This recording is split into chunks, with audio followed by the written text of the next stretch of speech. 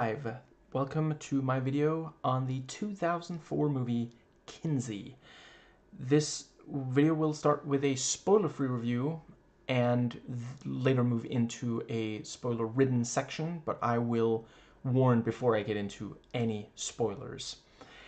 And let's see, I think is that the entire preamble? I feel like there is yes, the movie is rated R, so will this video be. And obviously, I am not expecting absolutely everyone to be comfortable watching, an R-rated video. So, yeah, if you simply are not comfortable, you have been warned. You know, not much else I can fucking do about it. Yes, this video will have a somewhat light tone. 2004, in some ways, a really great year for film. I'm not going to get into all of it, but I suppose I don't think I've watched enough biographical films to say for sure, biopics. I don't know if it was the year 2004 gave us what I don't know if is the best biopic of all time, but it's definitely one of my personal favorites. Just the way that it captures the time and place, the protagonist, and the performance, the way that actor just inhabits that lead role, the vivid nature of it, the way it just leaves you really moved, the way it just engages the viewer. But enough about Ray. This movie's pretty good too. I jest. There is a lot to love here. And with that, happy Pride. Yeah, we are this year's LGBTQ plus, henceforth LGBT. I do not mean to exclude anyone, but LGBT rolls off the tongue better. I'm not currently comfortable using the Q word. I appreciate the nature of a reclaimed slur. Currently, I'm not comfortable with it, and I should note, I am not a member of the community. I try to be the best ally I can be. But yeah, LGBT Pride for 2025 is, almost at an end, which I guess means that the straight pride guys are gonna have to find something else to complain about for the next 11 months. Yeah. I am not an expert on Kinsey. I am, I suppose, henceforth, Al. Everyone in the movie calls him Al. I realize his full first name is Alfred, but apparently so was his father's, and everyone in the movie calls his father Alfred, other than his offspring who call him Dad, weirdly enough. Yeah, seemingly everyone is allowed to call Dr. Kinsey Al, so that is what I will say. Also because, if I keep calling him Kinsey, like, there's other Kinseys. He has family members, so yeah. I am not the foremost expert on Al. I am aware that there are members of the LGBT community who have issues with some of what he said and did. I am absolutely not the right person to go into that. I believe some of them have made videos right here on YouTube. I'm afraid my wrists are just too, sore right now for me to check. But I am not going to be able to get into that aspect. I do think that the movie has, excuse me, certain shortcomings that I simply am not able to get into without spoiling. So I'm going to try to, if I remember, I'm going to try to put it at the start of the spoiler section, or the thoughts section, as I tend to call it. Yeah, I think that is the entire preamble. So, yeah. The writing, there is a lot of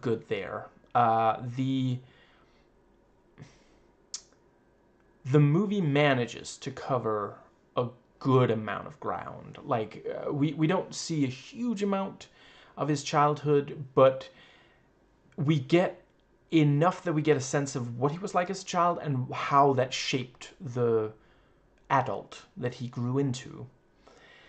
And yeah, there is a lot of psychological accuracy, and the authenticity is also quite good. This is by its nature a period piece. Right. If you have no idea who Kinsey is, he, it was decades before, the movie's from 2004, and right now I actually forget if he had died by then, but certainly if he hadn't died, he was, he was an old man. So yeah, they do a really good job recreating, these past decades, and you get a sense of the different ones. Again, it spans decades. And let's see, yeah, there's a high level of detail. The tone it strikes a good balance between the seriousness and the sort of playful, which, as best I can tell, fits Al. Certainly if he's particularly like he's depicted here, he had some sense of humor. Not everybody would think it was enough. And at the same time, he was a scientist. Sex makes a lot of people giggle. He tried to take it very seriously and really approach it as a researcher. He was a biologist. And the dialogue, there's a lot of really great, and the delivery is also, this is very, very quotable. And again, like, this is one of those movies, it almost definitely has been used in, like, actual, like, classrooms, like, depending on where. I'm sure there's a lot of people who are entirely too prudish for it, but yeah, you learn a lot about the research that he did, and at the same time, there is also, it doesn't just get bogged down in that. It is not a documentary. It's not purely about the research. It does go into the man and the people around him. The direction definitely does what it can, considering certain constraints that I'm going to get into in the spoiler section, hopefully at the start, if I don't forget. I did not mean for this. Bill Condon directed this. I'm going to double check so I don't make a complete ass of myself, but there we go. Yeah, in addition to directing, oh, that's right, he did write it himself as well, so, okay, some of the constraints were self-imposed by him, but, I also fairly recently watched his Beauty and the Beast, the 2017 live-action remake, and next week, if all goes well, I'll be doing Twilight Breaking Dawn Part 1. He also did Breaking Dawn Part 2, which, let's see, I guess 2 months away. And he also did Candyman Farewell to the Flesh, which I do think, he did a decent job on, and, like, it's more, like, script problems. Like, Candyman, I think the 2021 version serves as a good sequel. Other than that, I do not really think it needed, And I've heard some bad things about The Fifth Estate. I think that's all that I have watched by him. But yeah, certainly some of what he has done, I think this is probably so far my favorite of the ones that, Beauty and the Beast remake, honestly, I don't think I have one single thing to say about it that Lindsay Ellis did not say brilliantly, so I'll direct you to her video. yeah, I agree with almost everything I said about Candyman for the shit. I already forgot the title. The Candyman movie, the second Candyman movie, the one that he directed. Yeah, I believe it's Farewell to the Flesh. Anyway, um, yeah, but there is definitely some interesting ideas in the storytelling here. One aspect, and it's one of those things I wish it went further, but I did very much appreciate this.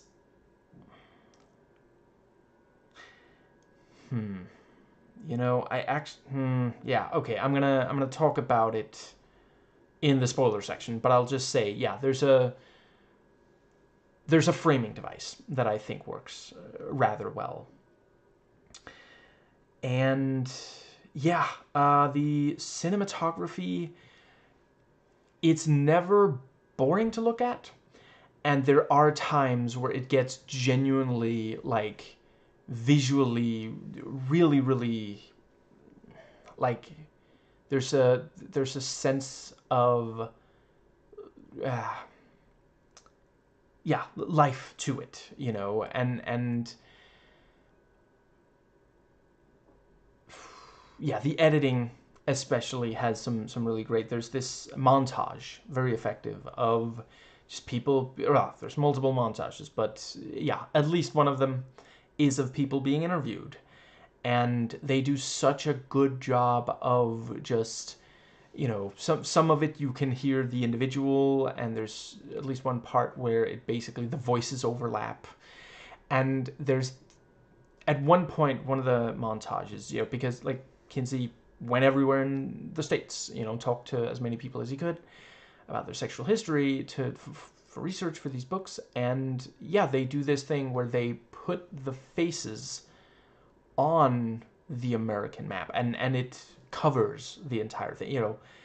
Yeah, it's stuff like that, you know. Baz Luhrmann would have done a wonderful job on this. You know, this is like a tenth Elvis, and I appreciate, you know, it's an argument could be made that it's easier when your subject is a musician. And yeah, the production value is quite nice. Nothing ever feels cheap. And yeah, you know, there's a number of scenes, you know, they go different places, different parts of America, and everywhere feels like, okay, this is what it would actually look like, because of course a lot of this had to be built because places don't look like that anymore, you know. And let's see, I think that does pretty well cover the set design. I guess I'll just briefly add about the set design. Yeah, you can tell, you know, the different, you can see a lot in you know, set design, costume, and makeup. All three tend to be really really great here.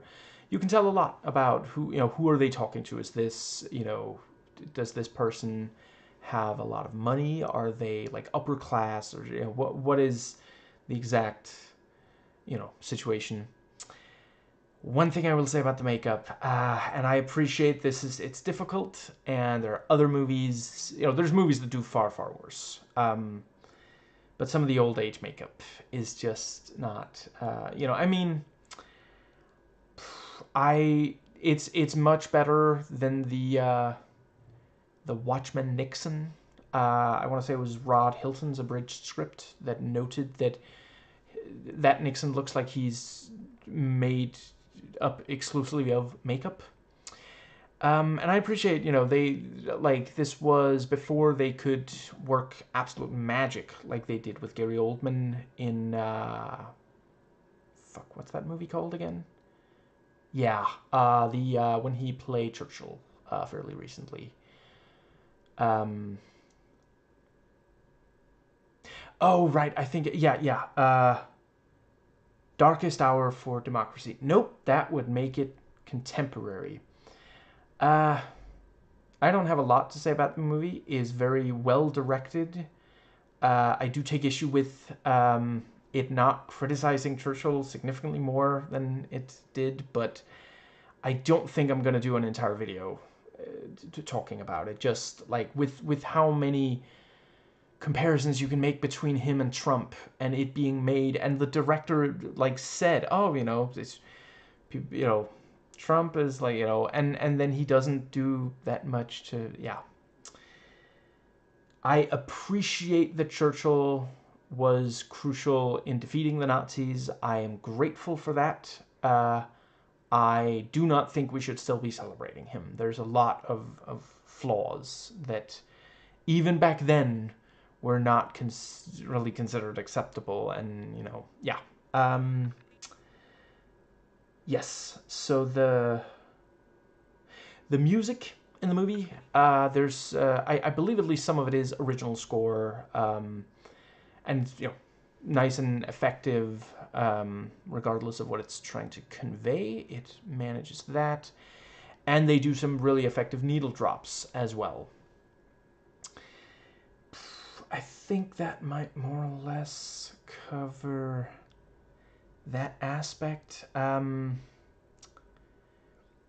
The sound design, there are a couple of places where it really stands out in a positive way.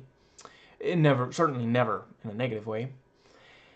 So the characters, that is definitely an issue where, an aspect that has a slight issue. I wish that I got more of a sense of some of these, some of the people, like certainly some of them, you do get a decent enough sense.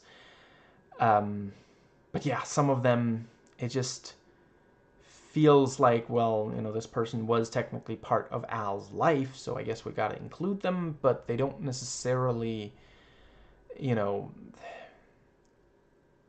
there's not necessarily, I wouldn't say that any of them should have been combined. That's not something that, and I don't think there's any of them that make such a brief appearance that they just don't have an impact. Like, obviously, some of the interview subjects I already mentioned, montage stuff, we're not going to get to know all of them, but there's just enough, like, that they essentially represent multiple people. It's like, this is a question that a number of people asked, and that works. The acting is very, very strong.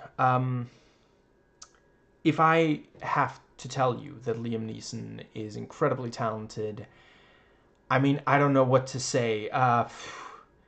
Watch more of his movies. Watch any of his movies. I don't know that there's, well, okay, I guess maybe in some of his more recent ones, he's not always 100%.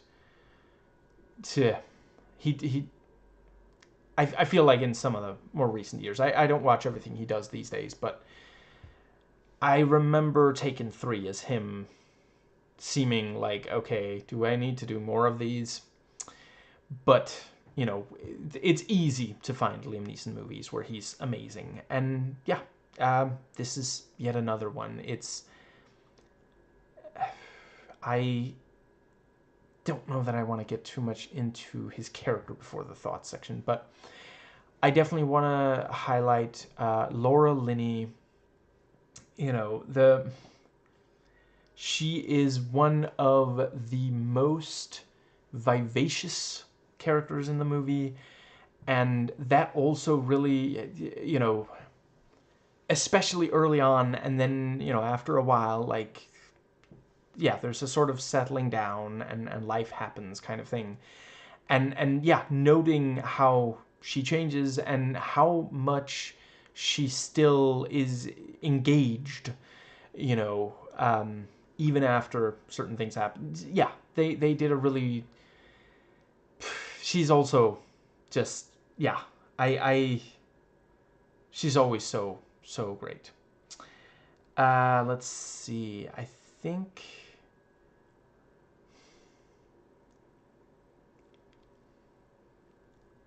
I have to just talk about a few more before I move on from the acting. Given the cast, it's not a surprise that they do really well. You know, this is one of those movies that, like, sometimes you gotta watch stuff like, you know, this, Scent of a Woman. Shit, I feel like there's more. To remind, we gotta keep in mind, Chris O'Donnell, under the right circumstances, is a perfectly fine actor. I don't know if he's like once in a generation talent, but like, yeah, you know, something like Three Musketeers and the Batman movies he was in and such, like, he's not being given the best material to work with, you know? And Tim Curry, there was a while where I forgot Tim Curry was in this movie, and that's not because he does poorly. It's because it's such an unusual performance from him, and I fucking love it. It's like, he... This is going to... I hope you're sitting down. He plays a very conservative character here, and that's not a spoiler. You find that out immediately, and it's not, you know, not hidden or anything. And it has to be conscious casting, because there's nobody doesn't know who Tim Curry is. Like, you might not know everything he's done, but, like, you know, okay, if you're like a child, you shouldn't be watching this video, but hypothetically, a child, you know, he's voiced characters in animated movies, you know. If one's for kids. I am not one of those people who think that all animation is for kids. I fucking love Akira. Fuck, what's it called again? There's the other one. God damn. Watership Down, I think? Something like, you know, Dead Bunnies, that one. With John Hurt. R.I.P.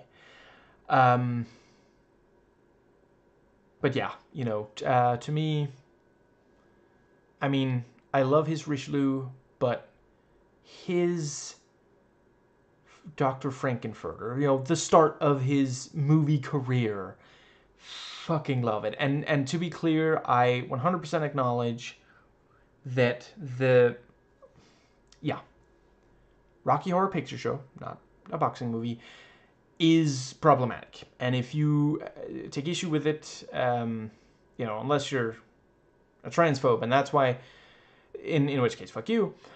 But other than that, you know, if you take issue with it, I am not here to tell you you're wrong. I tried to do a very even-handed video on it where I talk about what I personally love about it and what I appreciate bothers, you know, it bothers me as well. But made an entire video on it. Not gonna go over it here, but yeah, it's so much fun. And there's little times where it almost feels like a broader performance is about to burst out of him, and it never quite happens. Again, not a spoiler. He's, you know, very conservative character,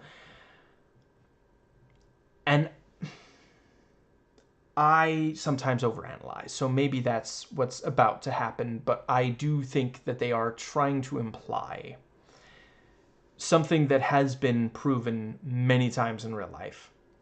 Moralists, a lot of the time, are some of the most, like, they have ideas and urges that are, in fact, harmful. And if they could just process them instead of projecting them onto others, the world would be a better place. And I feel like that's what's being implied there. And, you know, it's not spelled out. But, yeah. Peter Sarsgaard, always love seeing him in especially in you know, somewhat more serious fare, like this and Boys Don't Cry are probably my two favorites of his. I do enjoy when he pops up in a, you know, Night and Day, wasn't that him? I think I haven't watched that movie in some years, but yeah. I love William Sadler. whether we're talking Die Hard 2, Iron Man 3, shit, what's it called? God damn it. I keep wanting to say Hudsucker Proxy, but that's just because the lead actor's the same. Fuck, what's it called? Shit, I swear I'll either have it momentarily or I'll move on. Shawshank Redemption. Love him in everything I've seen him in. This is my favorite performance of his. He is just like, yeah, yeah. And I know I'm not alone because on more than one occasion when I've watched this with my dad, he just loves when William Sadler pops up, and I'm like, I've got a couple of other movies that William Sadler's in, and yeah, obviously he. Okay, I don't know if it's fucking obvious or not. Whatever. He also loves Shawshank Redemption, and yeah, some of his favorite stuff in that movie is William Sadler because of that. And I think that is as much as I can say. Yeah, in the spoiler-free section. So the movie is fairly well paced. Obviously it has to cover, or it shows to cover a lot of, a significant period of time, and certainly it is never boring, and it doesn't overstay its welcome. Without end credits, it's like 108 minutes. It's not really, yeah. So I think that does pretty well cover. As a drama, it is very effective. Yeah, there are significant scenes of verbal confrontations and such, and they really work. And that brings us to. So I mentioned that it's R-rated. It definitely does go into sex. And it is genuinely a very penetrating, exploration. It takes its time, makes sure to take care of everything. It's not shy about it. You can tell that there's like an experienced hand at work. And I really appreciate, because this could so easily have been exploitative. And I think a strong case can be made that it isn't. Once again, I am not saying, if you are a member of the LGBT community and you find it to be exploitative, I am not saying that you're wrong. Yes, so there are some images, some still, some video, and yeah, it's not gratuitous. Like, it's always conveying something. And yeah, there is a lot of talking about sex. I think, yeah, there's not really a very long chunk of the movie that doesn't have at least some talking about something sexual. And that definitely does have, that is not true of most American movies. There are some. I'm not saying, statistically significant number, certainly, but a percentage rather, but a lot do not have this. And it does, of course, affect how the film comes across. And yeah, it does a pretty good job exploring, sex as viewed scientifically, and also all of these different, like, there's a lot of people over the course of it, not just the interview subjects, who talk about, is this okay? About various, sexual yeah, and it does. It has a normalizing effect. It is clear from the film that this was a group of people, the researchers themselves, who, if they maybe didn't start out that way, they came to be very comfortable with sex. And yeah, you have this, like, it conveys that that isn't inherently wrong. It's not that these are 100% like saints, perfect people or something, but you get the movie gets the point across very nicely, which is crucial. Yeah. If you and your partner or partners are happy, if there is consent, then it is okay. And do I need to go over the entire? Obviously, consent means nobody's under the influence, nobody's being coerced, everyone's of age and completely conscious. No animals are involved.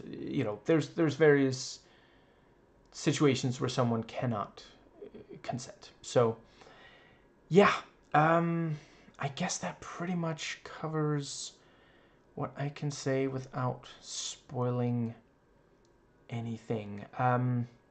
Yeah,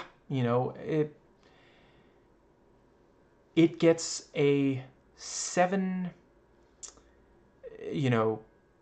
pretty good, at times great, biopics out of 10.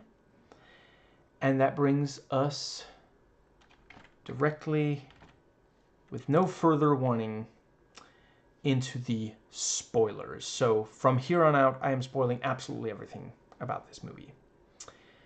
I think this could have been more than a good, sometimes great biopic. I think it needed to be more interested in the contemporary. I appreciate it needed to be a period piece. I'm not asking them to say, oh, what if Kinsey, but today in 2004. I'm saying there were some years there that the movie just doesn't really, it seems satisfied with saying, this is what he did, and then, there near the end you have the woman saying, oh, no, everything's better because of you. And I definitely want to acknowledge that he did some really good work. He has helped a lot. But by 2004, gay marriage was not legal. There were still a lot of people who felt shame over the way they were living, even though they weren't hurting anyone, including LGBT people. And the movie just doesn't get that much into, the LGBT community. And I think I appreciate that it would, either they would have to trim some stuff out, or the movie would have been at least somewhat longer. Honestly, even just like, and I get, it might mess with pacing or something. I think it would have made a massive difference if there at the end we just got a little bit of text, just 5 lines of text, just acknowledging he did a lot of good work, but we still have a long way to go. America still has, and other countries in the world, but the movie's about America, so yeah. Trans acceptance still had a long way to go in 2004, and does today. Sadly, in some ways, that has gone backwards because of fucking reactionary conservatives, the far right, always looking for someone to blame for the shit they fuck up, and then stand in the way of us progressives fixing. And it ends up being a movie somewhat content to say, this is his life. Is he who he wants to be? He changed things. He was important. And, you know, like I mentioned, I really appreciate the normalizing of you know, sexuality. It's just part of adult life, unless you're asexual. Or I don't feel qualified to really talk about the ace community, maybe at some point in the future, but right now I'm just not the right person to have that conversation. I'm not trying to exclude them. If you are not ace, you know, sex, and I think also some, because ace is like a spectrum, some people who fall under the spectrum do engage in some sex, you know, yeah, those, and also, you know, people who are, I want to say the word is allosexual. Yeah, you know, if there's a lot of people who would be a lot emotionally healthier if they were comfortable with, you know, the sexual desires and activities. And yeah, and I get, you know, that's, you know, I mention in the review, it is very much a biopic, you know, and there are some constraints there. It wants to really focus on, you know, this was the person, and here's something they did that was significant. And, you know, I do want to acknowledge there are movies out there that do actually, you know, include some text at the end that say, you know, this is the long-term impact kind of thing. And yeah, I think if the film had been made sooner, at a time when, and I appreciate it probably wouldn't have been, you know, at one point Kinsey does say, I can't think of a worse idea, of a bigger waste of time than turning one of these books into a movie, which is, you know, I see what you did there, Bill Condon, you know, that is, yeah. But I mentioned Ray in the review. When that movie was made, I forget if, let's see, did Ray Charles die just before it finished, maybe, or shortly after it came out, or something like that. That movie was also not, you know, that it didn't spend a huge amount of time on, you know, what's the music like today that he helped inspire. And yeah, you know, part of that is the fact, well, he was, yeah, you know, it was still so recent. And, you know, Ray Charles has appeared in a bunch of, I mean, before I even knew who he was, I was seeing him on The Nanny, you know. He was already a fixture, so you don't need to do that much more than talk about his life, and, you know, the ups and downs and the music and such. And yeah, with something like this, you gotta go further. You can't. It's different when it's a musician, because as much of they can change the world for the better and sometimes for the worse, for sure. But it's just not quite the same as that. Like, this was a landmark scientific. These were the books of Kinsey, of Al, were landmarks of science within, you know, sex research. And for this to not go further than it does with that, to not explore what it's like today, it's just, yeah, I think it really holds the film back. And yeah, I think, you know, there are, I mentioned that I'm not the best person to go into detail about Al as a person and his contributions, so this is not me going against that.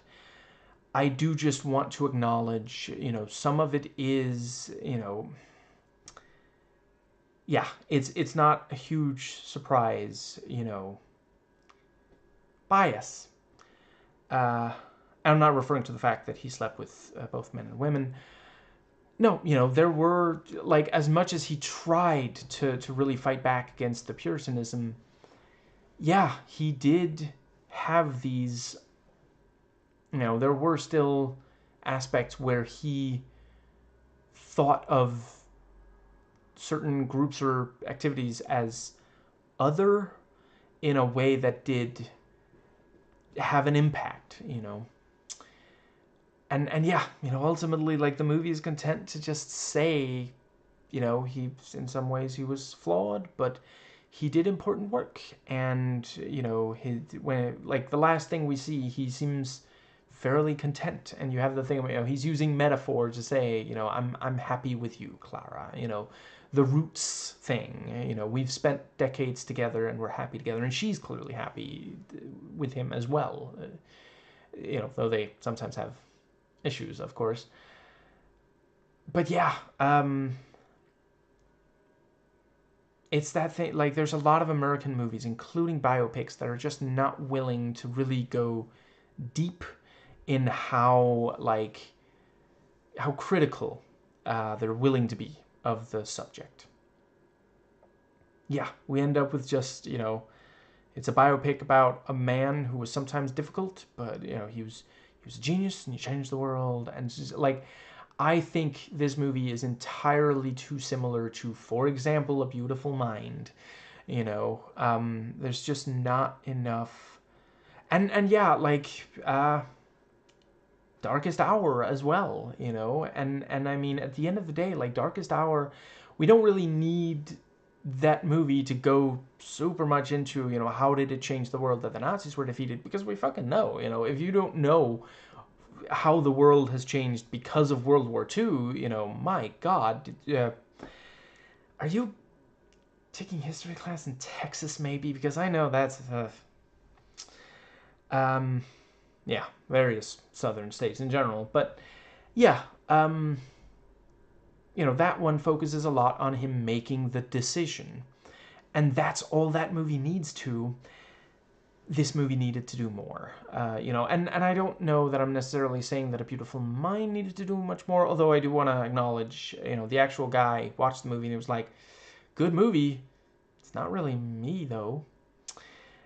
So that's obviously an issue for it. Currently, I'm not really planning on doing it. I guess if somebody expresses enthusiasm at the idea, I have it on DVD. I don't mind the idea of watching it again. It wouldn't be the first Ron Howard. I've done did Willow, did Frost Nixon. I forget how exactly you say that, but yeah, and certainly in some ways, I think it is Ron Howard's most effective of the ones I've watched. And I think those are the three that I've watched. I'm not sure I am aware of some of the others he's directed. I have not watched. Yeah. Oh, Solo, wasn't that him? Yeah. Watched and vlogged about that one as well. Yeah, I think that might be the preamble for the thoughts. So let's get into the details. So yeah, we get a lot out of the framing device the movie uses for a while of Al being interviewed, thus training the associates to avoid certain mistakes during the interviewing process. For example, immediately it's established this mix of the scientific and the catch. That was part of how he got such honest answers that really allowed the whole project to work. The multiple books he made exploring what is common amongst American men and women when it comes to sexuality. Let's see. And, just a detail like Al pointing out they shouldn't use euphemisms, but based it on who they're talking to. So if they're talking to a student, use medical language. If you're talking to a working class person, use the harsh but direct language that they use. Yeah, it's absolutely true. That, if you use, that can really put people on the back foot. I was not always equally good at meeting people where they're at when I talk. I was raised to always be polite, and then I found out some people get kind of annoyed if you're constantly polite. Let's see, the point about not judging, and sometimes it's just body language, And the thing about not using multiple choice questions, and then when the question comes up of his relationship with his father, Al does pause, despite how immediately he answered the other questions, either by giving an honest response or by telling them they're making a mistake in how they're asking. And then we see his father deliver a sermon, and Al seems like the only person who's honestly questioning and uncomfortable with what is being said. Everybody else seems to just eat the slob up like good little conservative Christians are pressured to. And yeah, I think they did a great job writing, and you know, he does a great job delivering. Shocker. But the entire sermon, you know, the ice cream parlor leads to sex, and you know, the zipper means that you can touch yourself anytime. You know, all these things. Just you know, I'm watching it again with my father. He realized that I was going to do a vlog, and he was like, "Let's watch it again together," because yeah, he's a little more. He loves watching the same thing more than I do, but you know, I do really appreciate it. It means a lot to him to, you know, I'm glad we can share that. But yeah, the you know, during that scene, you know, we are during or after. We're but by the way, we're only watching it together. We don't talk during a movie if there's other people present. But anyway, yeah, you know, we talked about that scene, and he noted Protestantism, you know, is in part about denying everything that is pleasurable in any way. You know, not just sex, but anything that, yeah. Let's see. You know, he was raised to be. Shit. I forget what it's. I don't actually remember what it's called in English. We're Danish. Mission. Something like, yeah, yeah. You know, but a very restrained, repressed version of Christianity, and then he was able to break out of it later. Let's see. He has the books by Al, and yeah, really appreciate, you know, every so often looks in them. Let's see. I think, yeah, solid transition between the question, when did you first not feel like your parents' home was your own, to the scene that very clearly demonstrates it. And we, of course, also get the bit about Al loving nature from a young age. It's, you know, it was basically the only place where he really felt at home. His curiosity was not being punished by his father and other conservatives. You know, and we see him genuinely trying when he, as a teenager, trying to live up to the Puritanism that his father promotes. And let's see. Right, and the framing device also gives us the basics of just when Al was born, which is important for the movie. Let's see. Oh, right, fuck. I guess if he... No, yeah, he must have died before the movie. If he was born in, what does it say, 1894? He would have been 110 when this movie came out. So yeah, probably not, especially concerning his health. And yeah. Let's see.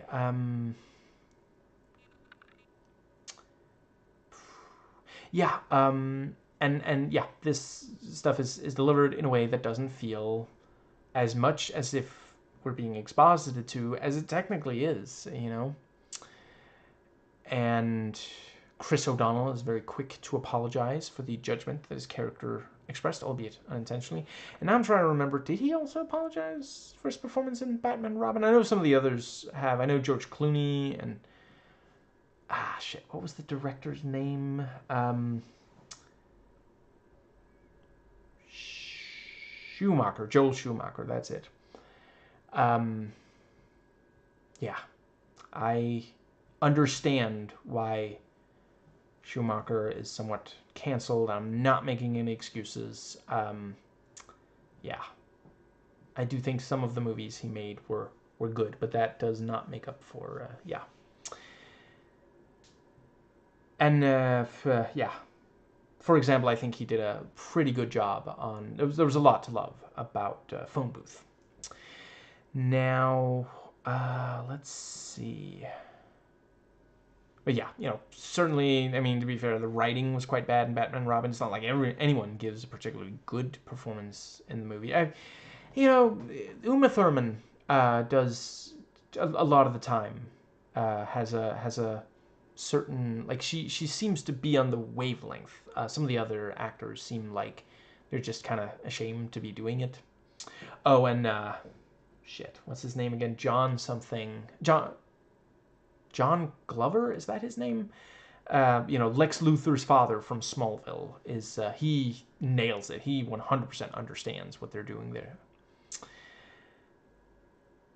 and it won't even drain your battery. He's good at nailing tone that can be difficult.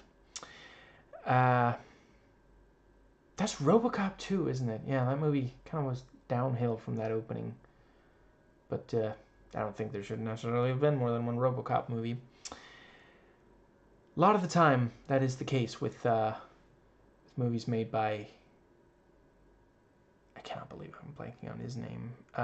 Paul Verhoeven, who I'm also acknowledging is problematic and canceled. Now, yeah, anyway, back to the scene. Al leaves the house of his parents since it no longer feels like home to him. We see him hiding money that he's later saying is from the Scouts, and his father has him go try to buy cigarettes so that his father can walk in and make a scene acting as if this is making the world a better place. To be clear, I do not think that young people should smoke. Honestly, ideally, nobody would smoke. But for sure, like, younger, there's shit. It is because the lungs have not fully developed. It can be very, very harmful for someone under a certain age. I forget the number, to smoke, or for someone to smoke around them, that sort of thing. But in my opinion, it is clear from the way he delivers the big monologue, this is more about how he can then pat himself on the back about what a good Christian he is, how superior he is morally to this guy running the store. I think it's especially telling that he keeps ranting as the guy's telling him to leave the store, which he, as a conservative, really should respect. He is technically on private property. Like, the store is owned by either the guy standing there or his boss. He's well within his rights to kick out someone who is not buying and, in fact, disrupting the entire business by standing there yelling. Like, you get several reaction shots from other patrons who might now be less inclined to buy there. He could be ruining this business. Is that really worth it to get him to stop selling cigarettes? This could have been handled elsewhere. Like, okay, it's against the law, so report it to the police. Like, there would probably be, like, a fine that has to be paid, and that, hypothetically that is, discourages. Like, I forget, I saw the stats once. I'm not saying for sure if fines are actually effective. I know that certain fines basically exist to criminalize poverty, so for sure there's, it is not a perfect way to solve. And a lot of the time when rich people have to pay a fine, it's comically low number by comparison to how wealthy they are. I am definitely of the opinion that if we do keep fines around, rich people should have to pay significantly more. They have much less of a reason to commit crime. I don't think you should punish someone harshly for, like, shoplifting food or baby supplies or that kind of thing. Whereas white-collar crime, I definitely think we should take much more seriously. I guess I'll... ACAB, I'm a prison abolitionist. Moving on. Let's see. But yeah, so the... hypothetically a fine could accomplish the goal, but it wouldn't make Alfred feel as much of a big man. And really good acting by the kid playing Al at that age. Like, we see on his face, even before he speaks up, he really badly wants this to stop. And, I can imagine some might say, well, why did you agree to it in the first place? Okay, first of all, that's his father. Second of all, fathers have a lot of influence over their offspring. Even when the offspring are performing one of the best songs, even when the offspring disagrees. I did consider including, I struggle to narrow it down. I really love, there's like one entire album of theirs that I just listen through the entire thing. I don't skip anything. Anyway, yeah, congratulations. You're welcome for being reminded that that band even fucking exists. I'm sure at least some of their music is here on YouTube. Yeah, it's. I actually got the album way back the fuck 20 plus years ago, I guess by now. Anyway, um, but yeah, even when the Offspring disagrees with what they're being asked to do, and he might also not have realized just how bad it would look and sound until he was in the situation. And yeah, he calls him out for being a hypocrite, and among other things, points out if he wants to be an ally to the trans community, he should not be working for J.K. Rowling, especially in something Harry Potter. We know that that money is going towards hurting trans people. And I gotta say, I really appreciate that they do make the father a more three-dimensional character than some might, because he says the reason Al is behaving like this is because he's pushing himself too hard. Like, that's not something you say when you just want someone to submit. That's what you say when you're genuinely concerned about them. Like, from the father's certain point of view, Al is genuinely behaving in a way that doesn't make sense for him. Like, he's maybe going through stress or something along those lines. Yeah, that is, yeah, I really appreciate that. I do think it is important to humanize nearly everyone. And of course, we do see, not long after, he says, "You're such a disappointment to me." Yep, still a conservative jerk. Or, for short, a conservative. I know the point is made that the teachers hate him. That's why they didn't tell him that his own son dropped out. And he also clearly thinks he's going to win the argument by putting out, well, what about money? As, like, if the best argument you have against someone doing something is they can't afford it, you're not like offering to help finance it or something, yeah, some chance you do not have the moral high ground. You're like, you are just trying to, yeah, you're just trying to make the other person like succumb to, yeah, you do not have the moral high ground. And if you try to jump over, your shit will be cut off. But yeah, he thinks he can still exercise control over his son because of money. This is something a lot of conservatives under capitalism love to point to. And then we have the bit at college. Oh, right. Did just briefly want to interject during the Scouts bit. It's pointing out, if you're having trouble with sexual arousal, if you're finding yourself struggling to control your urges, the book suggests you think of your mother's pure love. And then there's an asterisk. Does not work if you are Sigmund Freud. But yeah, we see him struggle, really trying to repress the sexual urges, talking to the other scout, and in bed masturbating and feeling shame over it, which no one should. I mean, yes, you look ridiculous. We all do during that. Yeah, we look like shit. Like, just the most. It's fucking hilarious, if you'll pardon the expression, which will be that of a turtle shitting. But no, there's nothing wrong with masturbation. Again, obviously, if you're going to masturbate in front of somebody else, make sure you have their consent. Anyway, college. I quite like the joke about, the thing Al should have learned from traveling for 3 years collecting gall wasps is he needs a date. Maybe it's just me. I can no longer see Liam Neeson standing in front of still image projector and not think of Darkman. That's not a bad thing. That's an amazing movie. I do think they do a good job of making clear why Clara, and hopefully at least some other students, do find these lectures really compelling. Like she actually shushes the other student who makes that genuinely funny joke. I almost wish that I could know. Like, I feel like he might have actually laughed at that, although he might be annoyed that they're not. It sounds like they're not taking him seriously, but yeah. I mean, genuinely, the let's see, yeah, the idea that we are all different is genuinely, and I mean this from the bottom of my heart, the thesis of Kinsey's work and the movie. I mean, an interesting point to make, seriously though. Very nicely done on connecting the two. And it is also, it's a little bit of a gimme, because yeah, that's a popular message in American movies, be yourself. You are all right, kind of thing. That is also one thing I definitely wanted to talk. So yeah, I mentioned that the movie is not as critical of him as it maybe should be. It acknowledges some negative aspects, but it is not as critical. And yeah, I mean,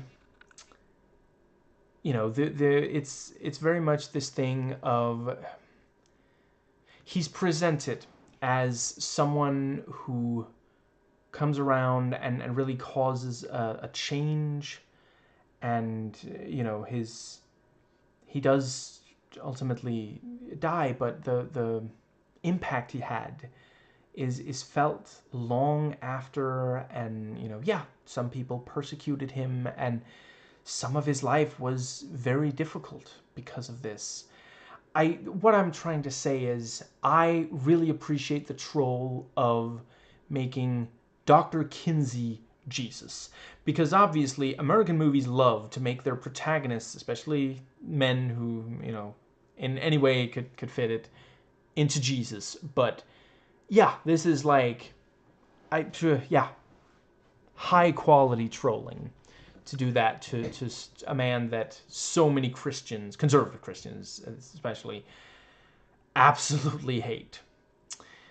And let's see, yeah, we see Al by himself on the grass, even though everybody else is attached. And yeah, Claire says the reason to join him, they are the only two unattached, which is a joke that appears to go straight over Al's head. His reflexes are not fast enough. He does not catch it. And yeah, it's just also just genuinely a funny response to someone who's attracted to you asking if they can spend some time with you. Like, why? What do you mean, why? Dude. I mean, okay. If if it's a person that you just genuinely are not super attracted to, obviously it's okay to say, I'm sorry, I'm busy or something. But asking why is just such a, yeah, he's, scientist. We are the only two unattached. I shall make a note of this in my journal. I think I should just briefly apologize for I decided on doing this movie I guess months ago by now. Some parts of this movie do obviously make us like Al, and I understand if some people are still, if it's too much for some people, because I know certainly I am still recovering from finding myself agreeing with another, bow tie wearing, know-it-all who sometimes does and says things that really hurt others in Tucker Carlson. But yeah, I mean, Ted Cruz, if you are going to exercise your humiliation kink in public, please just make it clear before you start so that people can look away or prepare ourselves mentally. Yeah. But yeah, conservatives criticizing each other, it is nice to see, and Tucker made some good points. God damn it. It's like exercising a fucking demon or something.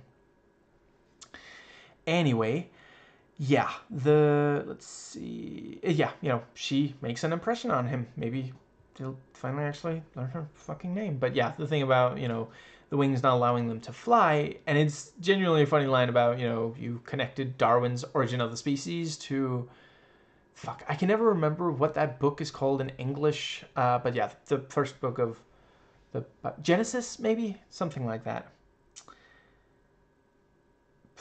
Which is also, like, it's wild to me, some people believe every word of Genesis.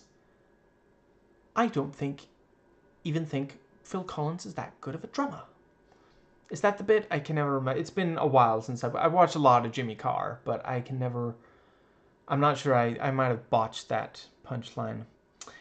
Moving on. It is genuinely really charming when he gives her shoes.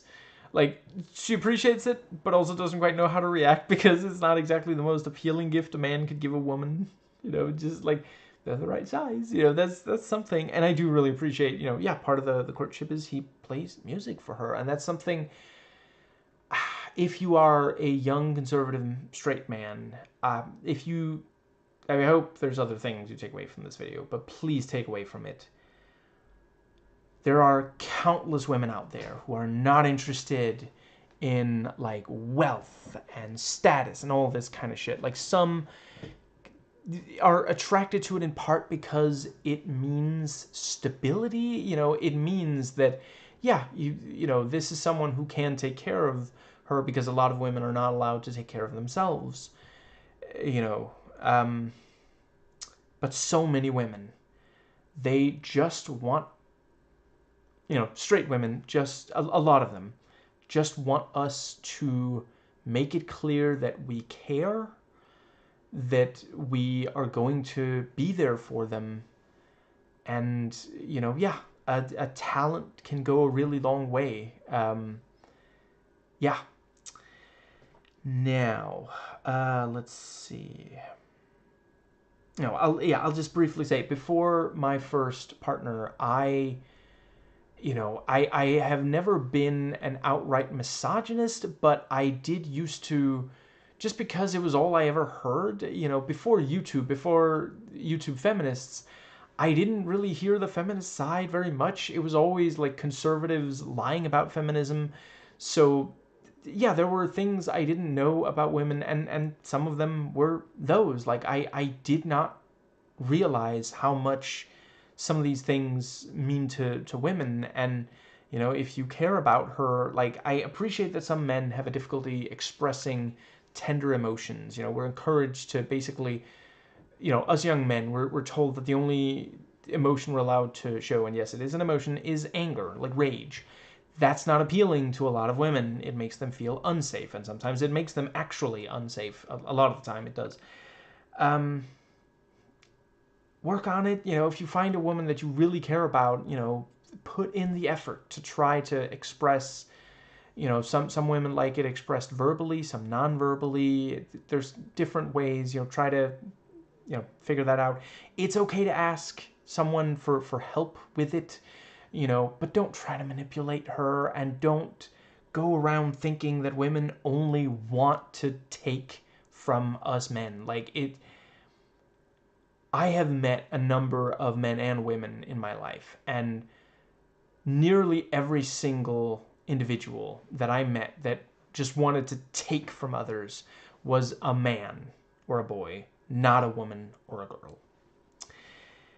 And let's see. I think, where did we? Right, yeah, we have the proposal where she first turns him down. He calls her mean, heartless.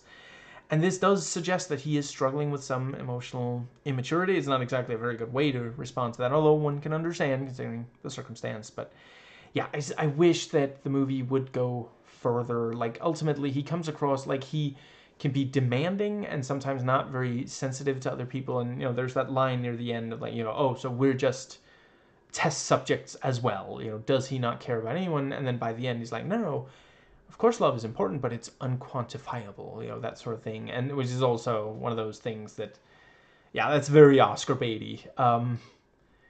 Yeah. But the, yeah, I'm not the first person to note how masturbatory a lot of Oscar baity movies can be.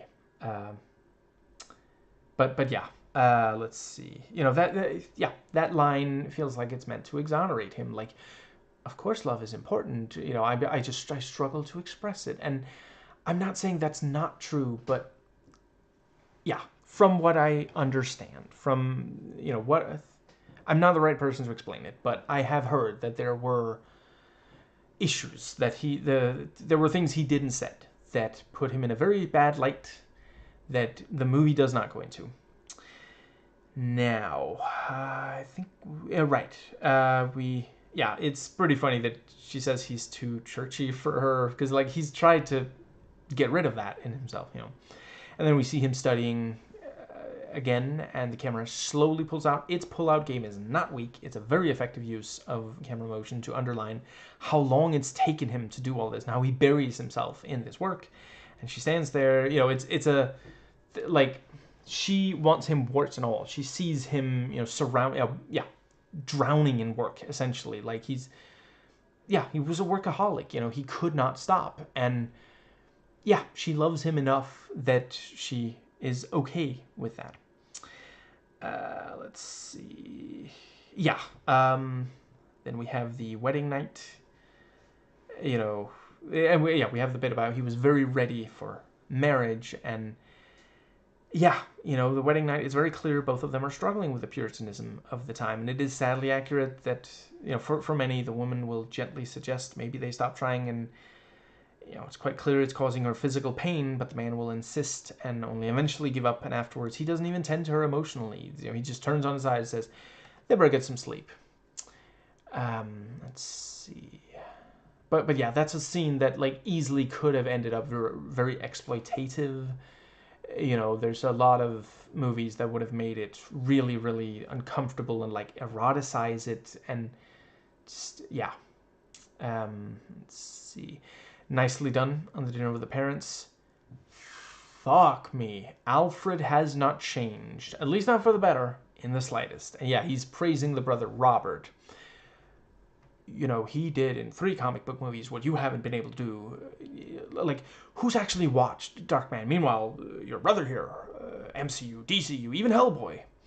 And yeah, the bit with the mother trying to relate, and then Alfred is like, oh, she's too ignorant to be able to keep up. And, Al is like, oh, you'll like this, mother. I'm actually researching insects. Not unlike the one you encountered that was larger than human being and technically an alien. And Clara also tries to help out by pointing out about the book, the textbook, and yeah, the bit where they're in bed afterwards. I really must commend Laura Linney on her impersonation of the voice and cadence of John Lithgow. Much better than mine. Like, fantastic. And yeah, the bit about, some people just don't fit together, and he's like, I don't want to be with anyone else. I meant physically. And yeah, that is indeed simply not actually accurate. You may have to get creative, but that is, it is doable.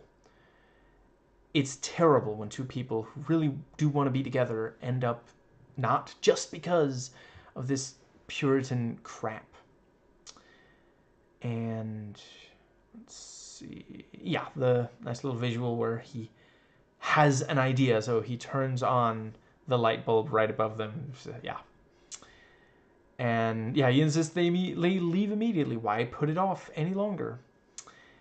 And yeah, speaking of longer, I'm surprised you didn't pass out. Yeah, Jesus Christ. Apparently was well endowed, according to this movie. Yeah, we see once I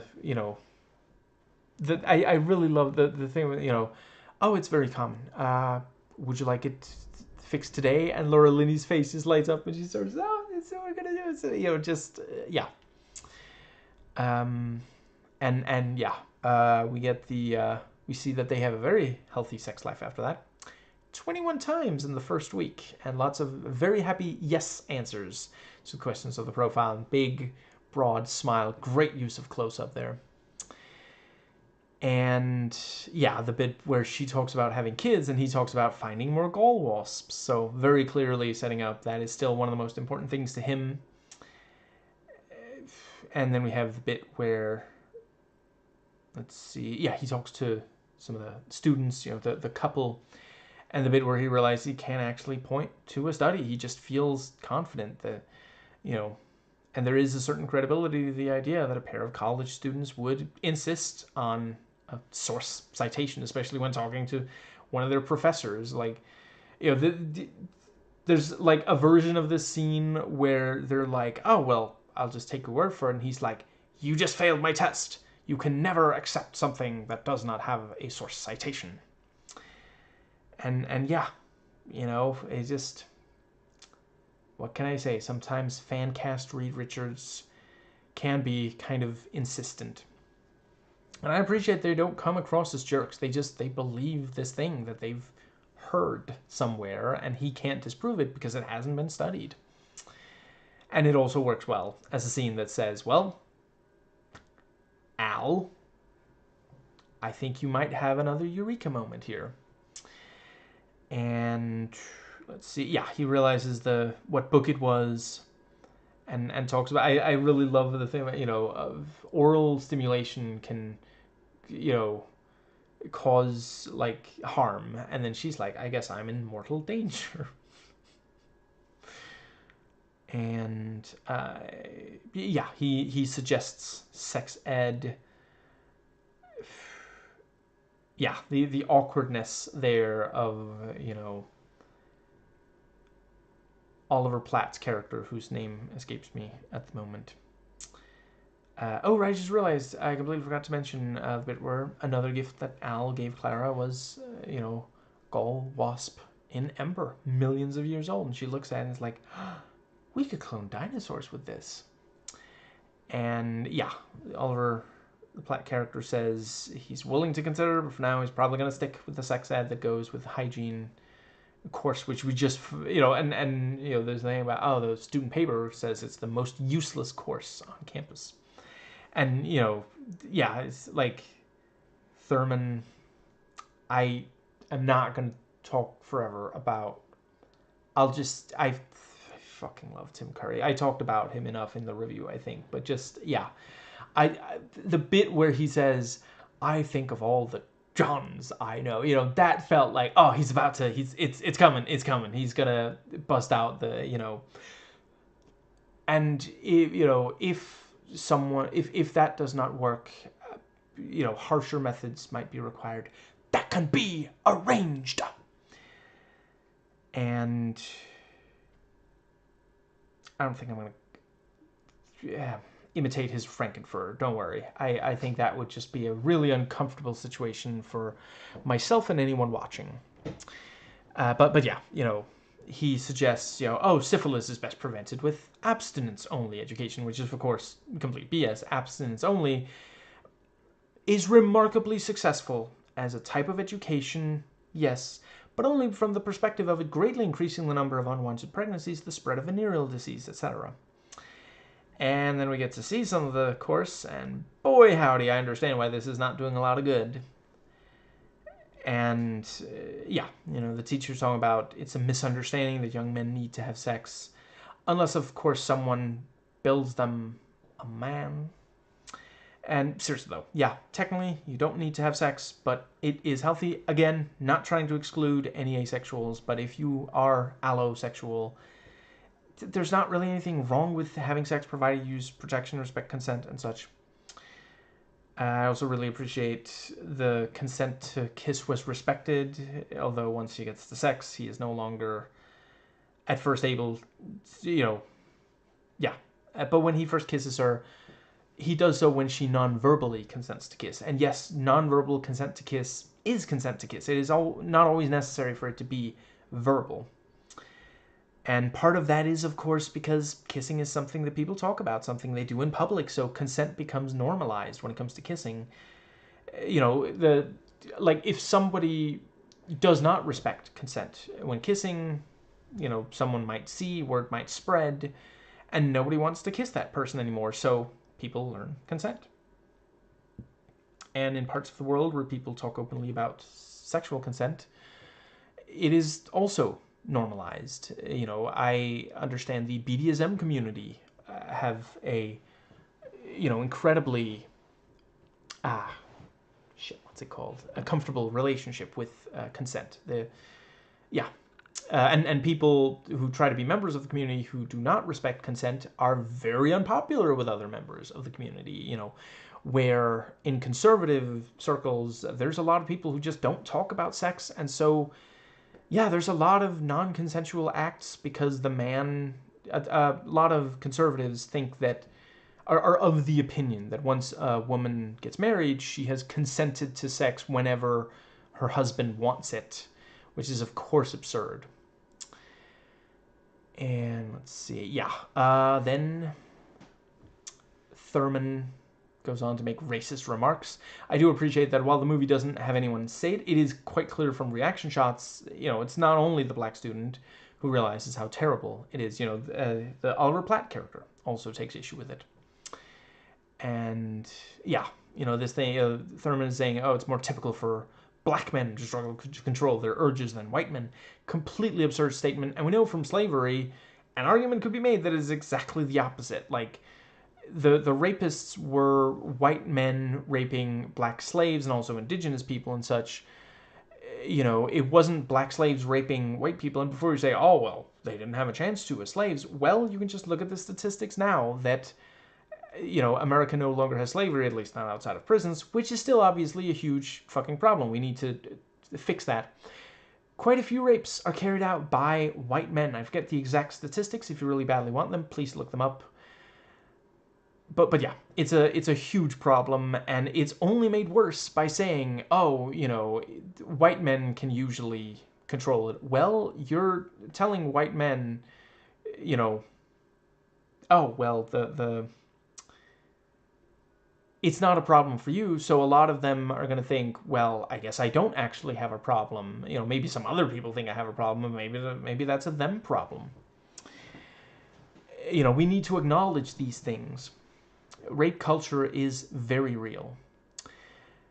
And yeah, it is genuinely funny that Thurman is so fucking clueless. He says, the way to not think about sex is to lie in bed with your eyes closed, thinking of every John I know.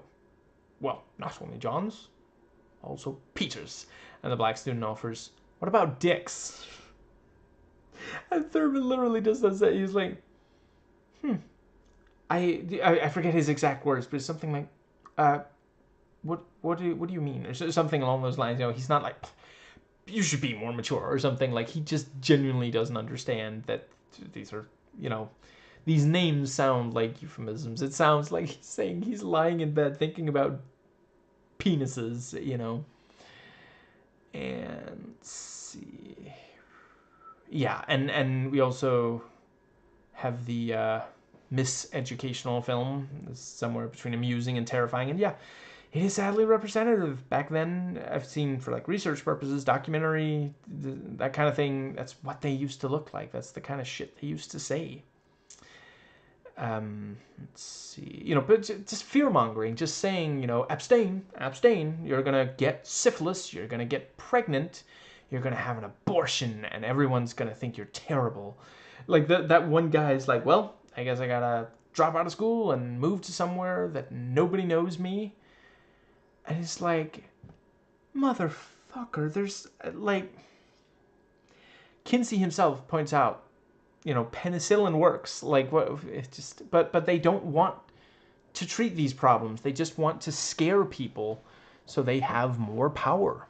A sexually frustrated person is less likely to focus on, improving, like, for example, getting paid more or that sort of thing, because they're constantly frustrated, and that's affecting their judgment. And sadly, a lot of young men will take it out on women when it's not women's fault. It's patriarchy and capitalism that wants us as wage slaves instead of, we are not viewed as human beings by capitalism. Let's see. I think Kinsey starts his marriage course because obviously they can't promote sex outside of wedlock. And, then you have to think about the dilation of the pupil. So in 2004, we're supposed to find it funny, but, I mean, it is kind of creepy the way that he talks to this young woman. Jesus Christ, dude, you already married one of your own students. Just, like, I am very relieved that he doesn't then start saying, we should be more like lobsters, because the cultural Marxists,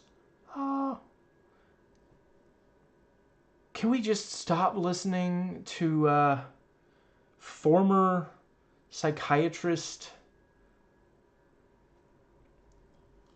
dresses like a fucking Batman villain Yeah, Jordan B. Peterson, JBP. Jelly Butter Peanut. I think it would be good if we stopped giving him any attention. And he might need, like, treatment. Like, it sounds like some of the shit he's done to himself to try to help. It's very ill-advised and has had an adverse effect on him. Like, I do want him to get help. I don't wish ill upon him. I just want him to shut up.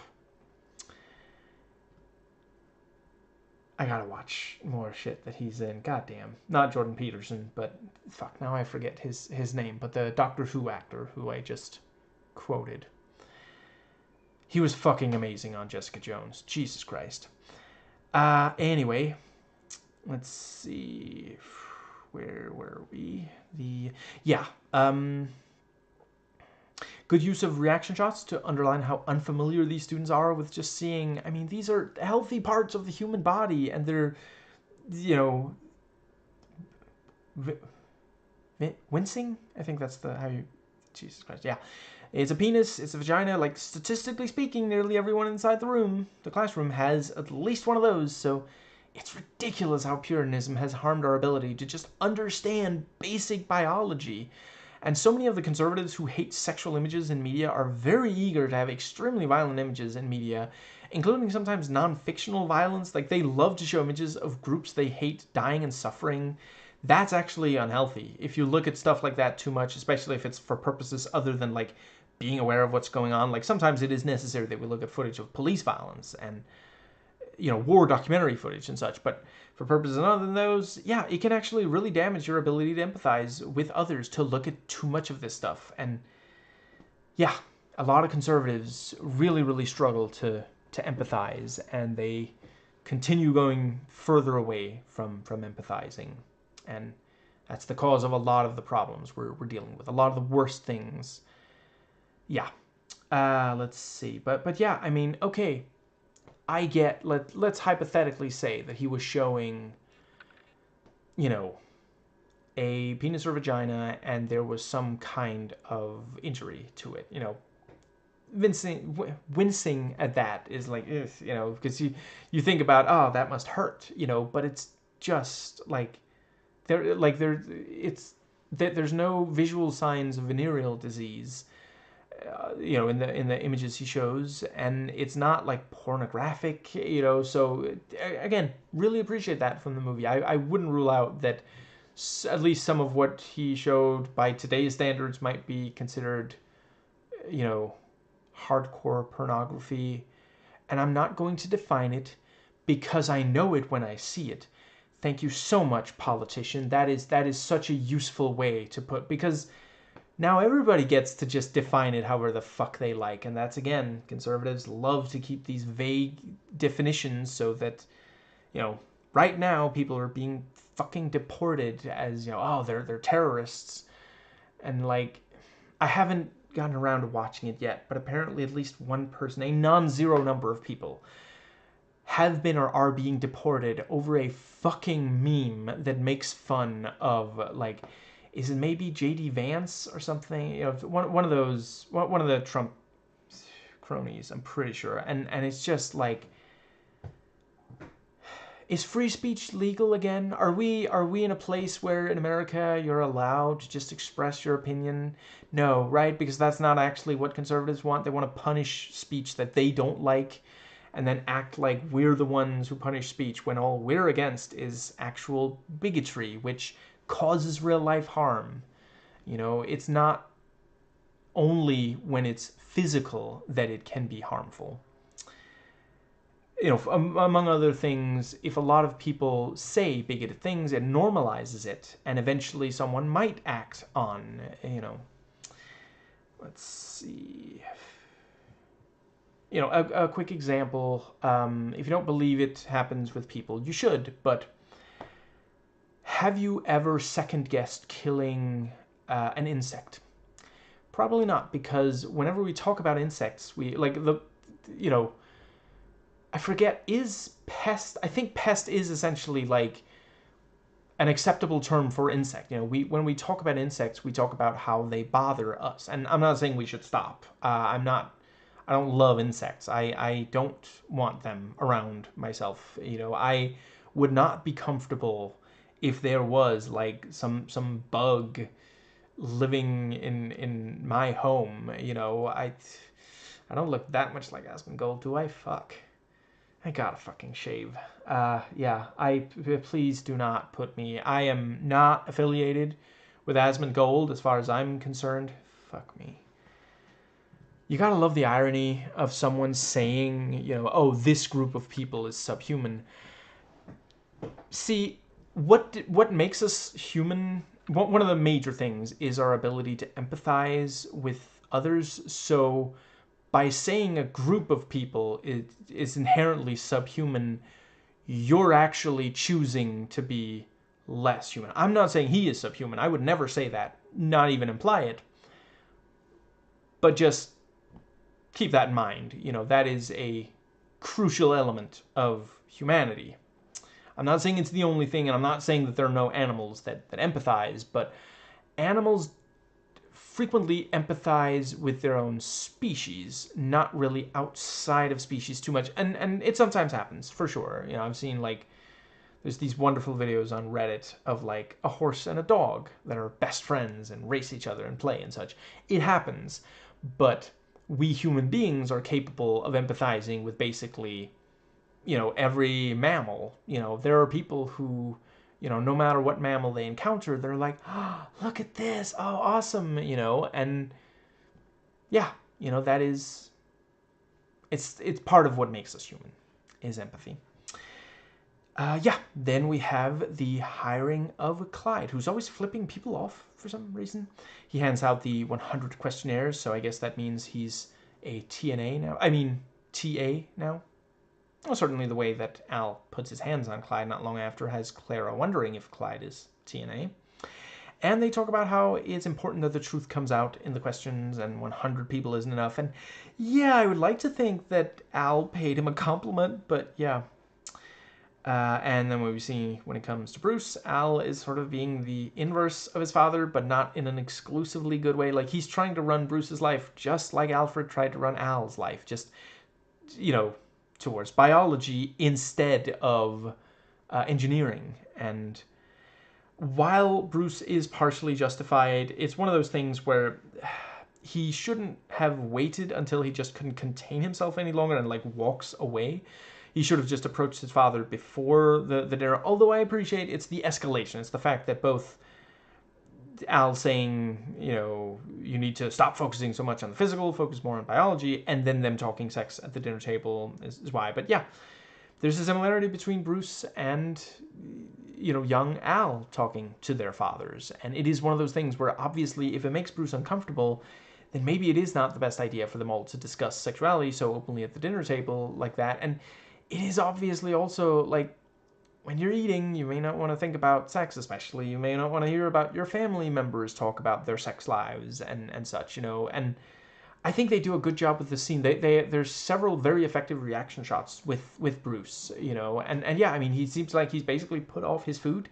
And I understand that, you know, yeah, it you know, it's especially stuff like, you know, I am not certain of her age, but apparently she's under 18. You know, she's younger than the other. So, you know, the other one, she's 18 and in a committed relationship. So, you know, no, it is not okay for you to have sex, you under 18-year-old. And then she asks her mom, does it hurt when the hymen breaks and all these things? Yeah, you know, it's understandable. I think they did a good job of making it to where we can understand. Like, it doesn't feel like Bruce is just, like, you know, hopelessly Puritan. It just feels, you know, he just, yeah, he does not like that aspect. And yeah, I mean, it must suck. You know, the thing about most of his friends are not allowed there because their parents think he's a menace, you know, and that, yeah, you know, for a young person, like, your social life is super important, you know, and super effective. Let's see. Then we have the, yeah, The bit at the gay bar, very nicely done. Several of them not even entertaining the notion of talking to Al about sex. And while some of the gay men seen are very effeminate, we do also see some of them are not. And that is true. Like, it's a stereotype that all gay men are effeminate. Yeah. A really devastating history about the guy who was branded and beaten, and he doesn't spell it out, but yeah, I mean, his partner was beaten to death. And yeah, that is the kind of thing that happened back then, and sadly still sometimes does happen. And it's something we can only fight by increasing understanding and empathy for LGBT people. And then we have the scene where Clyde strips off, then flips off, then rinses off. Apparently, originally, that scene did not include the stripping. I do think it makes sense. Like, Clyde is making it clear where his head is at.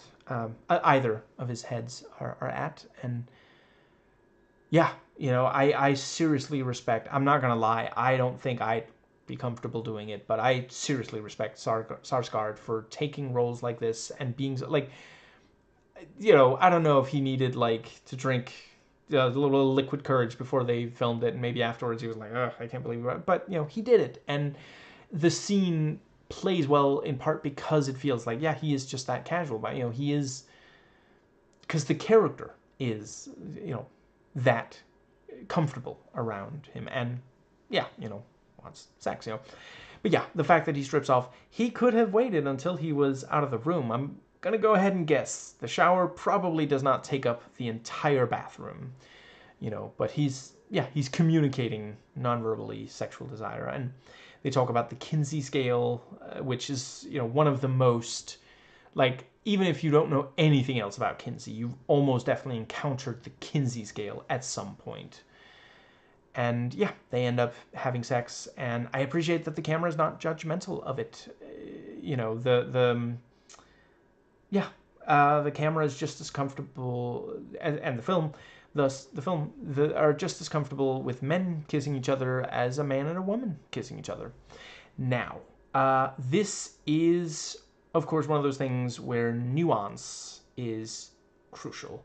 If you haven't watched it, shit, I think it was Elliot Sang recently made a video. I think it was called Sometimes Nuance is Bad, or When Nuance is Bad, something like that. Excellent video. Anyway, yeah, nuance.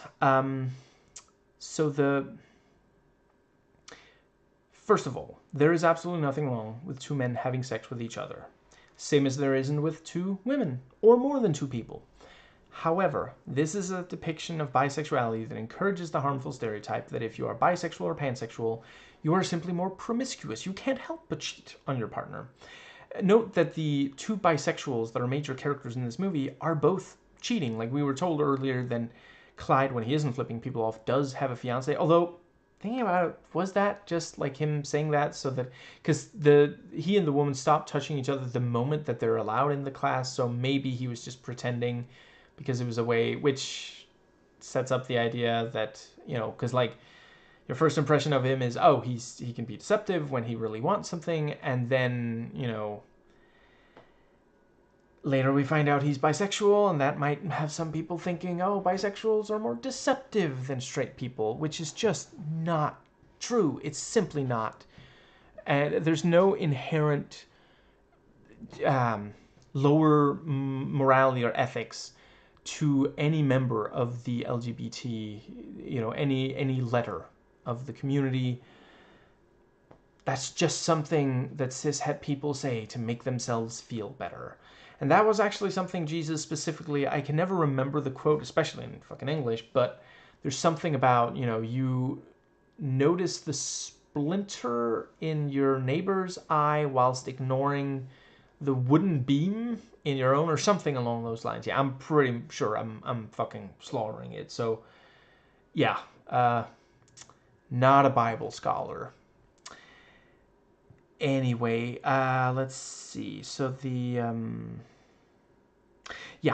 certainly Clyde knows Al is married, even knows Clara personally, and Al has good reason to suspect that Clara would be upset by the cheating. And after all, he literally just got off, before he got off with Clyde, he got off the phone with Clara. So, like, my God, man, if you so badly want to have sex with someone that you're not in a monogamous relationship with, and you don't think it's inherently wrong to engage in the sex, just call your monogamous partner and ask them if they would be okay with it. You don't have to cheat. And shortly after, he does tell her, but he also rationalizes and uses science to justify it. And it is possible that this is how it happened in real life. That doesn't mean that they couldn't have had at least one bisexual character who, either completely monogamous or was in, an openly polyamorous relationship, Like just weeks ago, I talked about how this kind of thing does not have to be depicted in this light, and I maintain that it was handled better in Sunday, Bloody Sunday, where it's very clear that the problem is not bisexuality, it's immaturity. And this movie really can't make the same case because they're both largely mature people, and yeah, I think I will just briefly.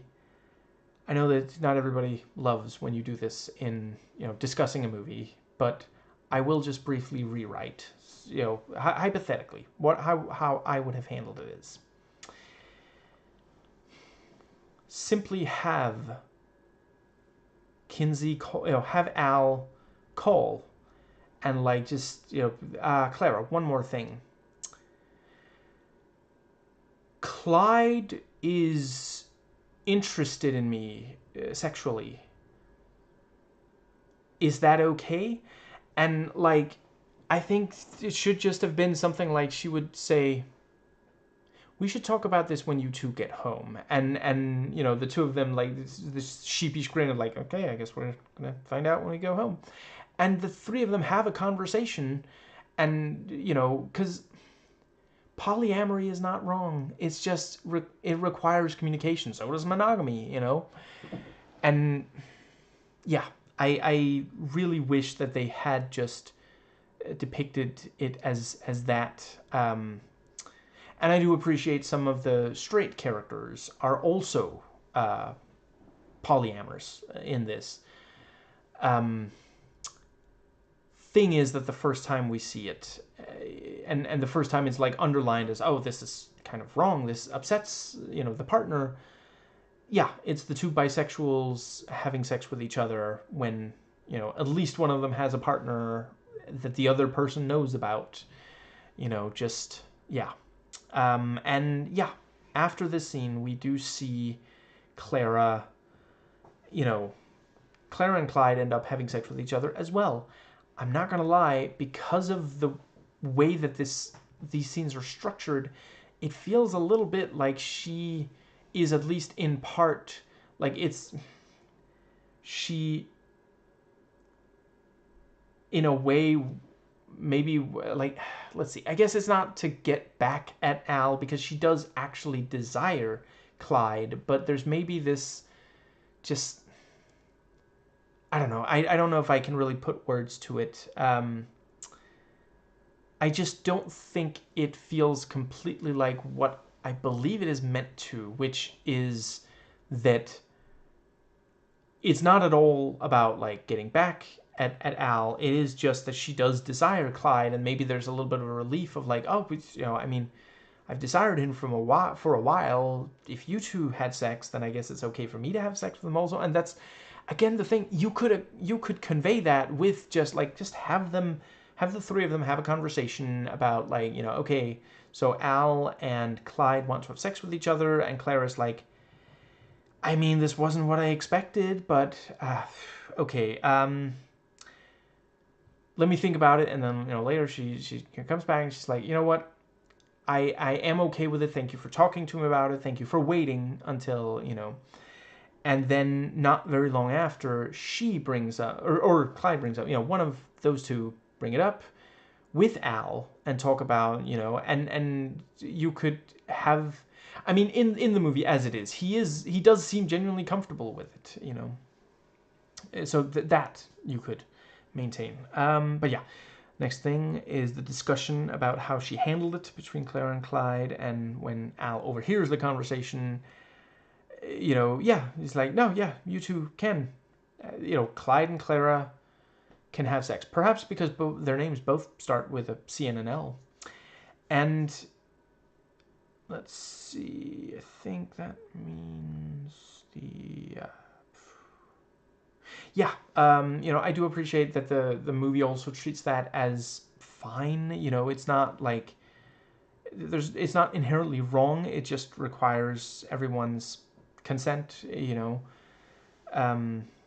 And yeah, these are it's just another part of the way the three of them relate to each other. First they're like friends and work together, and now they're also all having sex with each other, and that's yeah.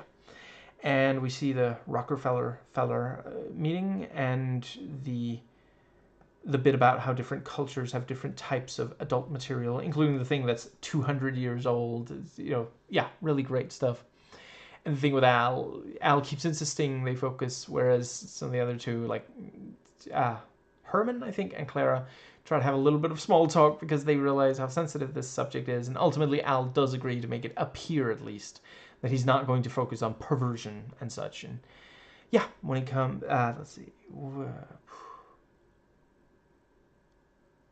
Yeah, when he starts talking about, like, it's gonna focus on criminals and abortion, some of the books are, I was definitely thinking, oh, he just blew it. There's no way he's gonna get it now. You can just see on Dylan Baker's face, like, he's sitting there thinking, why didn't I just stay teaching Peter Parker? And the testing begins. Good montage of a number of different people and such. And Clyde getting married. The wife is surprised that they're talking so casually about sex, and is like, "Do the Kinseys know you talk like this?" Oh, my sweet summer child. And let's see. So the rest of it, I didn't take notes, so I'm gonna try. But I did also just, Oh, I just realized I completely forgot to put up. Anyway, yeah, now there's the spoilers. I did verbally let you know when there was going to be spoilers. Anyway, yeah, let's see. There was the next bit. Yeah, the thing about, passing the sex test and the calendar. They're going to keep a journal of, and yeah, I mean, later on, she's having sex on camera. We see the footage. She had sex on camera, and later on, jealousy, messes up relationships. Let's see. I do appreciate. I think it's smart of the movie to depict both, because it is true. Sometimes it ruins relationships, and sometimes people can make it work. It's very, very.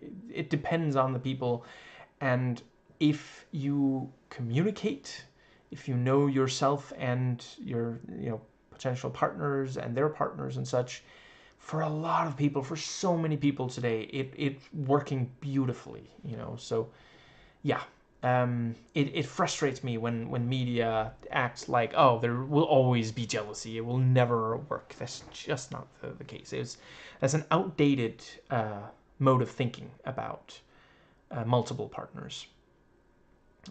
Part of it is actually this whole thing of, well, where is, if a man is with two different women, at least one of those women might think, what about money though? Is he going to take care of me if he gets bored with me and he wants the other girl more?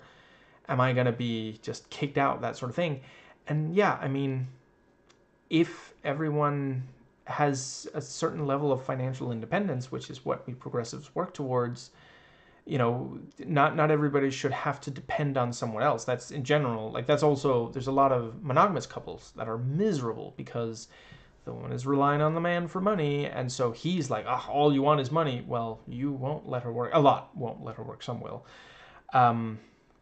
Yeah. Let's see. The next thing. Yeah, I don't think the rest of this is going to be chronological. Let's see. I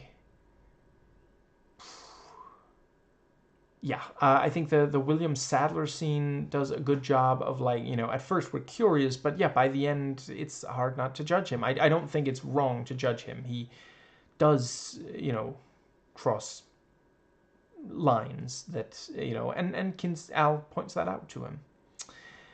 Let's see. But yeah, fantastic performance, and yeah, like I said, my favorite performance of his. He's just so good. Like, the way that he's so comfortable and casual with all this. Immediately, like, says his name, and he talks about it like, I mean, he talks about his sexual history the way that I talk about like media that I love, you know, like just yeah.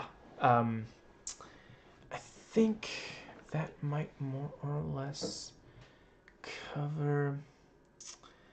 I guess I'll just briefly say, yeah, I think, you know, something I sometimes forget when years pass without me watching this movie is like by the end, at the end of the day, we still don't know that much about the Timothy Hutton character, whose name I can somehow never recall, and the Chris O'Donnell character. You know, I think we have a pretty decent handle on Clara, Clyde, Al, Alfred. You know, but yeah, it's just, you know, these characters are there and they have some screen time, some lines, but you know, I'm not saying they should have been combined because ultimately you do need multiple different ones for these different scenes and such. They serve slightly different purposes and such. But yeah, I don't think the fact that it's a biopic that's focused on this other guy, you know, Al, it's primarily about Al, I don't think that really justifies having, you know, several characters that we just, you know, just don't know that well, you know. But yeah, you know, for one thing, yeah, I guess honestly, they kind of need, you know. So if I recall correctly, it's Chris O'Donnell and Timothy Hutton who get in a fight in the office, and you know Al breaks it up, and then you know Clyde is left, and he's, you know, the other two are sent away, and Clyde is left, and he's like, are we just lab experiments to you, you know, like all this other, you know. So yeah, you need there to be three, but other than that, you don't really have, you know, just yeah, and you know Al, in a lot of ways very perceptive, not always, but yeah, and you know he's like, this is because, you know, the oh fuck, wait, no, I guess it's because isn't it with Clyde's wife? Is it Chris O'Donnell who says, "Are we just lab experiment?" Fuck, I don't remember. There, I'm sorry. I really struggle to keep them to separate those. You know, especially Chris O'Donnell and Timothy Hutton's characters because there's not that much of a difference. You know, so much of the movie they're just doing what Al says anyway, and that doesn't make for the most dynamic characters. You know, but yeah, you know, he's like, oh, the problem here is that. One of these guys took it a little too far with the other guy's wife. Why didn't she just take the fucking elephant?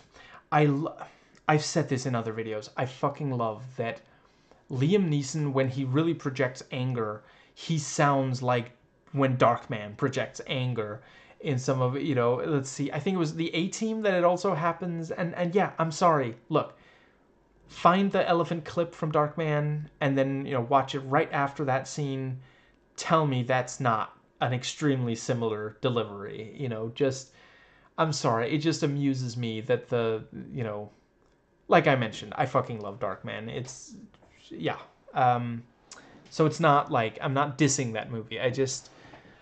It works extremely well in that movie because it's supposed to be this heightened thing, and I guess maybe he doesn't realize that he's doing it in these other movies, or maybe it just, I mean, it's not a problem as such, but I cannot help but be reminded of Darkman.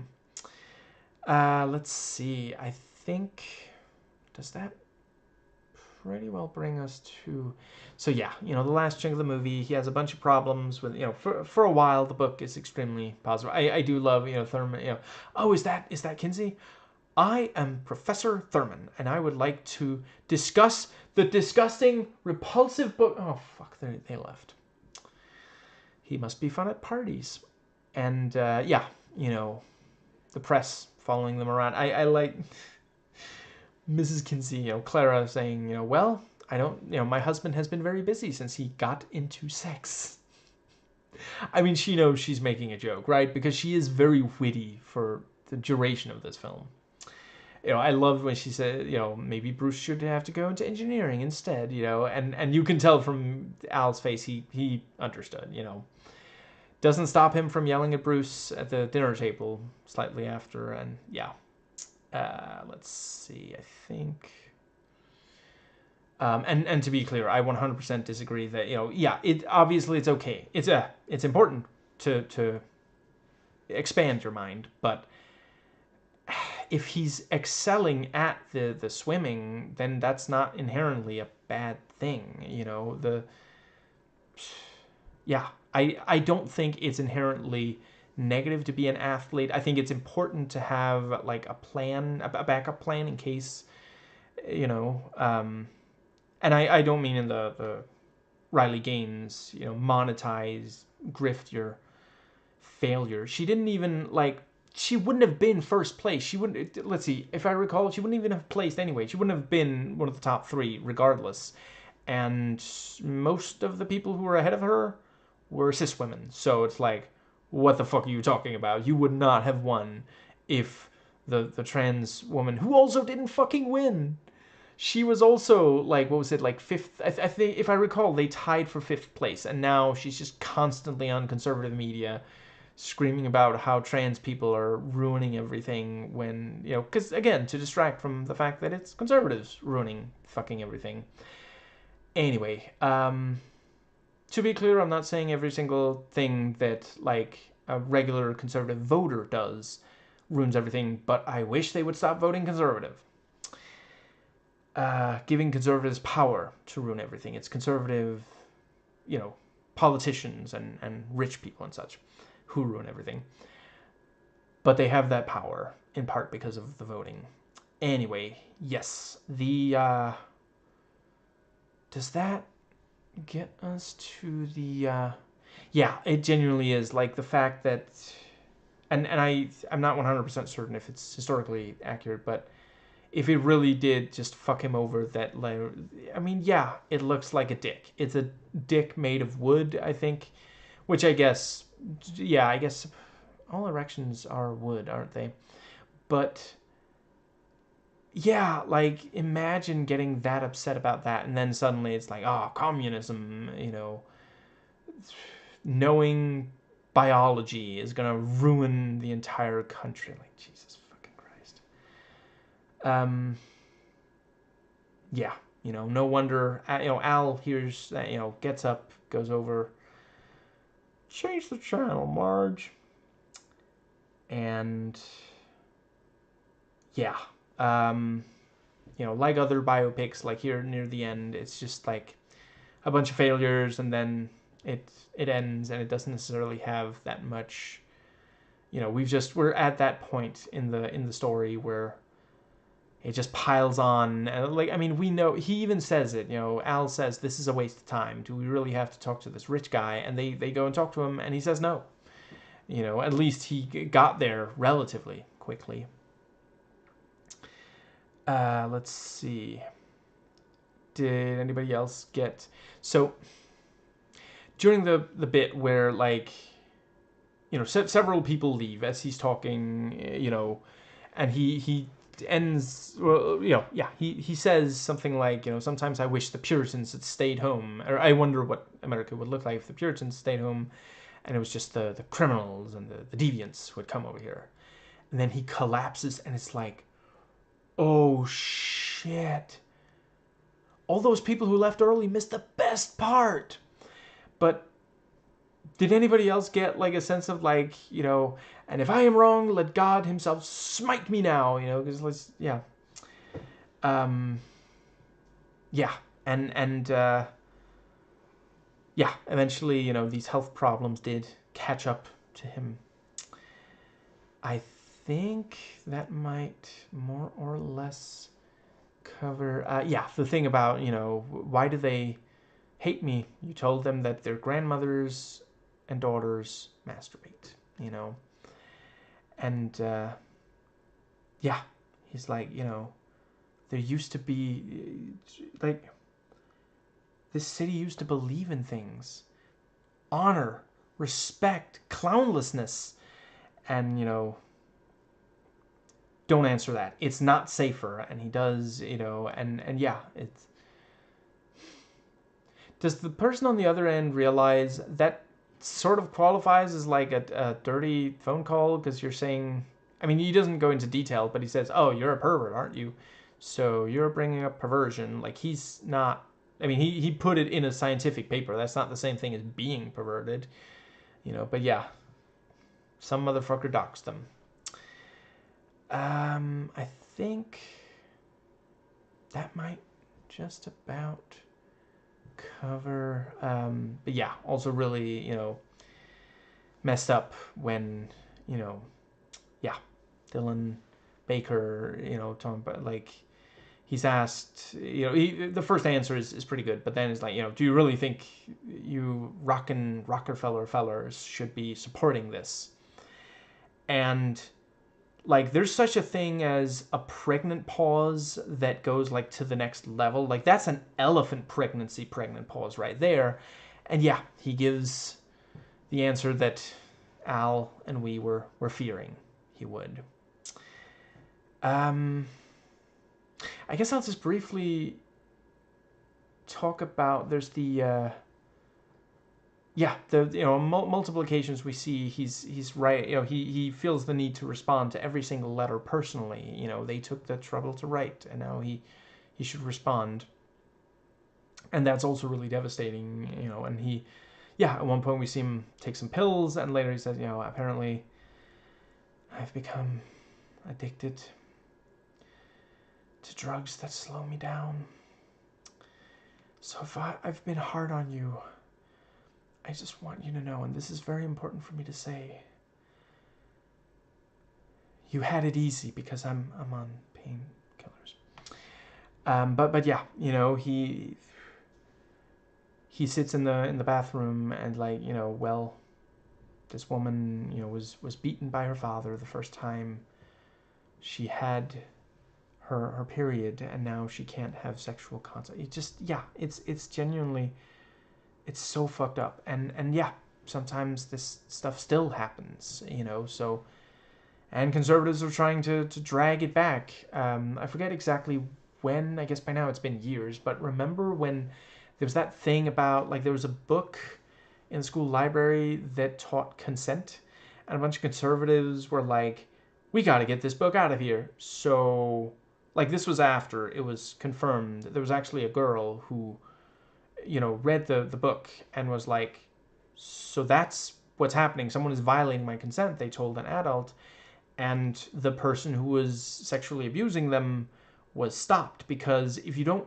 understand what's happening, like, if a child just goes to an adult and says, I don't like that person, I don't want to be around them, if they can't put words to why, and, obviously if they say, well, that person, like, hits me, okay, but yeah, if you don't teach about sexual consent, they're not going to have the vocabulary to say, that person is sexually abusing me, and so it just goes on. And yeah, these conservatives wanted that book out, and I wonder how many people are now, suffering sexual abuse, and it's not being discovered because they don't have the vocabulary. We have to teach these things.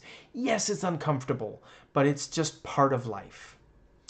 But yeah, he's sitting there with these letters, and Clara realizes, there's blood.